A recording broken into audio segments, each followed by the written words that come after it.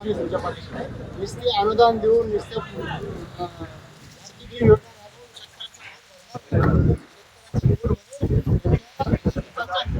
कष्टाचं केलेलं कष्टाने केलेला माल पिकवलेला माल याचे मोबदला दिला तरच ते शेतकऱ्यांचा माल शेतकऱ्यांचं पोट होईल. म्हणून शासनाचा नुसतं अनुदान आजच्या आज बंद करा असं मी सर्व शेतकऱ्यांच्या वतीने सांगतो.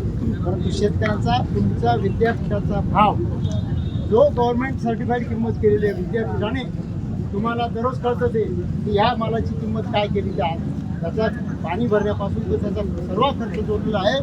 आज मक्याला 3000 रुपये म्हणजे 1700 ते 1800 रुपये क्विंटलचा खर्च येतो. आणि मजुरी सगळ्या शेतकऱ्यांना विचारून घ्या, 500 रुपयाशिवाय कोणी कामाला येत नाही का की त्यांनाही बिचारांना मागायला तोड द्यावं लागतं. आणि मग ते सगळं पुरं करत असताना शेतकऱ्यांना कुठल्याही प्रकारे मोबदला मी चांगला एक काळाचा शेतकरी आहे. मला माहिती एकंदरीत जर आपण बघितलं तर शेतकऱ्यांचं जे उत्पन्न येतं त्या उत्पन्नामध्ये परत दरामध्ये घसरण होती.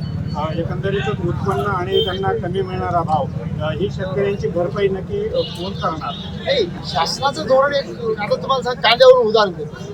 कांद्याला शासनाने फेडरेशन ज्या दिवसापासून चालू केलं त्या दिवसापासून शेतकऱ्यांची मरणूक होती. मागच्या वर्षी शेतकऱ्यांना थोड्या प्रमाणात का पैसा मिळाला? 100% दुष्काळाचा धोरण